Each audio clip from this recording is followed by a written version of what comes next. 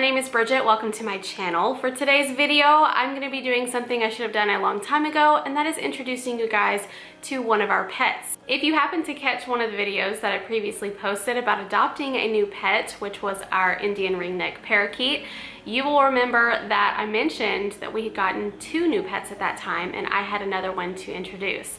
Now, it's not that I haven't wanted to introduce him to you guys, I just kind of forgot for a little while because this actually happened in June. We've actually had this particular animal for 4 months. Kind of a long time to go without introducing him, but it gave him a little bit of time to adjust and kind of acclimate to this new environment anyways, so I think that it worked out for the best. And so today I'm gonna finally introduce him to you guys.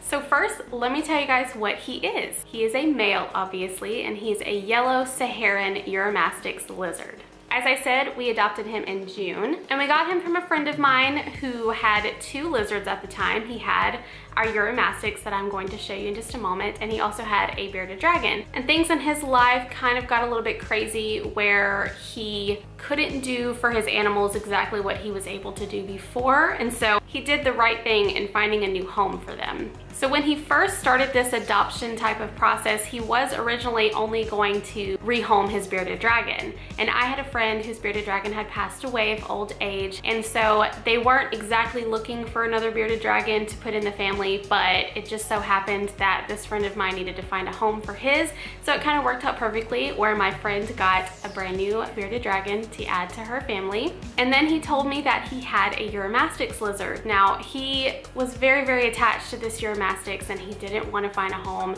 immediately because Uromastyx lizards can be a little bit easier to take care of in terms of like feeding and everything because they aren't insectivores, they are strictly herbivores. So it's easier to get things like greens and vegetables than it is feeder insects sometimes just because of the price difference. So he was gonna hold off a little bit and not adopt out his Uromastyx because he loved him so very much. Not that he didn't love the bearded dragon, he just, you know, you have a little bit of a different connection with certain animals. So he really didn't want to find a home immediately for his Uromastyx, but as I began to talk to him and kind of tell him what we do here and all the animals that we have and the care that I would be able to provide for him, he felt a little bit more at peace with that and said, okay, you know, I think that you could do a really great job of taking care of him, so he allowed me to adopt him. So as I said, he's a yellow Saharan Uromastyx lizard, and his name is Cheeks. If you know anything about Uromastyx lizards, they have a very distinct face. Their little cheeks are really huge, and they look like little turtles walking around. He kind of looks like Franklin the turtle, I'm not gonna lie. So the name Cheeks really fits him really well, and my friend did a great job picking that name out for him, and I couldn't change it obviously because it's just precious. My friend got Cheeks from a reptile expo, so it's not 100% known where he comes from or what his history is. Now that doesn't mean that he wasn't bred in captivity, and that doesn't mean that he wasn't taken from the wild. We really have no idea. I would imagine that Cheeks was born in captivity, but I really don't know. And so I don't agree with taking things from the wild and keeping them as pets, but I don't know Cheeks' history, so I can't really say, well, he's wild caught or he's captive caught. I'm just going to take it for what it is and say he's mine. There's also a little bit of uncertainty on his age. Now, my friend said that the guy told him that Cheeks was about 3 years old. My friend had him for, I think, 1.5 years. And so this December, I'm kind of guesstimating that Cheeks will be 5 years old. Again, not sure how old he is. Doesn't really matter to me. I'm okay with whatever. I'm still gonna give him the best life that I can and just soak up as much time with him as I can as well. But I think that he's around 4.5 to 5 years old. There's also a little bit of an issue with Cheeks. I don't want to call it an issue. It's not a problem. It's just a little bit of a quirk with him. He has kind of a health issue. So as I said, I don't know Cheeks' history, but I can tell you that I believe with 100% certainty that he has early stages of metabolic bone disease.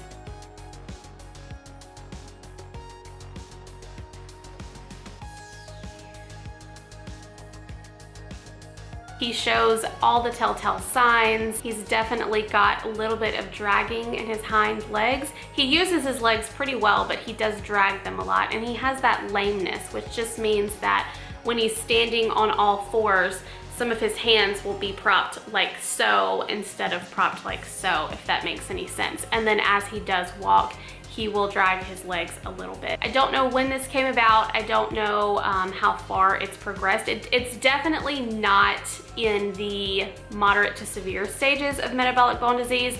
I think that it's just at the beginning of it where they just start showing the signs of the lameness and the dragging and things like that, to where I don't think it's gonna progress with him. I think that this is just gonna be a maintenance thing, and that's fine. There isn't much reversal that happens with metabolic bone disease, so I don't see him improving and using those legs a lot better than he does now. But I think that with the way that we have the enclosure set up and the supplements and everything, he could definitely have a really long, wonderful life from this point on and not have any further issues. My friend told me that Cheeks kind of was always this way. He would always drag his legs a bit, and so I definitely do believe that it was something that happened prior to my friend getting him, and I don't doubt that things progressed just a little bit while he was in my friend's care, just towards the end when things got a little bit challenging in his life. But again, it's really not a big deal. These things happen all the time, and it is very sad and can turn really, really tragic really fast. But in Cheeks' case, it's not hindering his life in any kind of way. It's just something that, you know, happens, and once it does happen to the animal, you can't really reverse it, but you can just make them as comfortable as possible so that he can still live a long and happy life. This is the reason why in his enclosure, which I'll show you in just a moment, we don't have a loose substrate for him. I know that Uromastyx lizards are typically kept on birdseed or sand or something like that, which I disagree with both of those, but it is something common where they're kept in a looser substrate because they are a burrowing species. But in Cheeks' case, because of his legs and everything, I want to give him more things to grip onto. I don't want to give him something that he has to kind of drag himself through, if that makes sense. So we do use slate tiles for him, which is a rougher texture, a little bit rockier, so that he has to grip on his legs and use his legs a little bit better than he would if there was a loose substrate. We also use a lot of rocks and stones and things in his enclosure to also give him different textures. Other than that, in terms of his temperament and everything, he's exactly what I expect with a Uromastyx.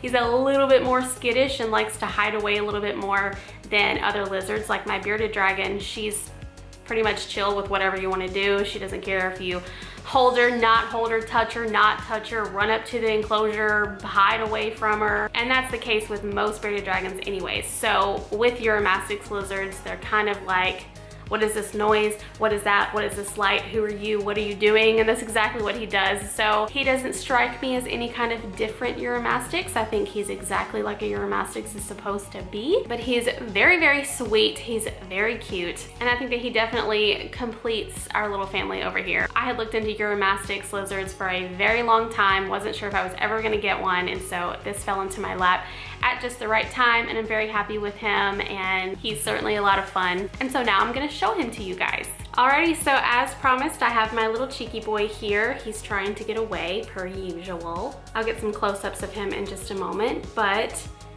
here he is, as you can see. Pretty standard little Uromastyx here. He has got stunning, stunning colorations.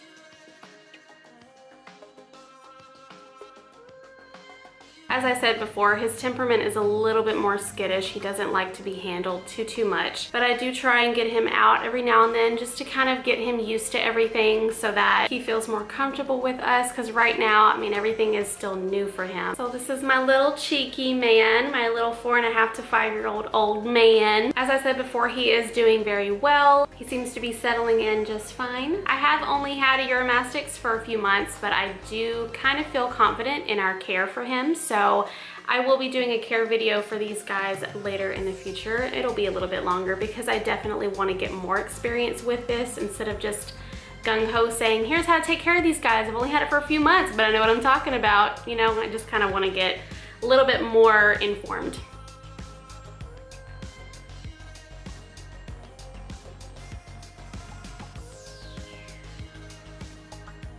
Cheeky, look how handsome you are. Will you just look at yourself? Look at yourself. All right, so here is the enclosure we have for little cheeks. It is an Exoterra. It's the 36 by 18 by 18. I'm not exactly sure which one that is, but I'll have it on the screen. So it's 36 inches wide, 18 inches deep, and 18 inches tall. He has 3 lights on the top. He has his UVB, which is there in the back.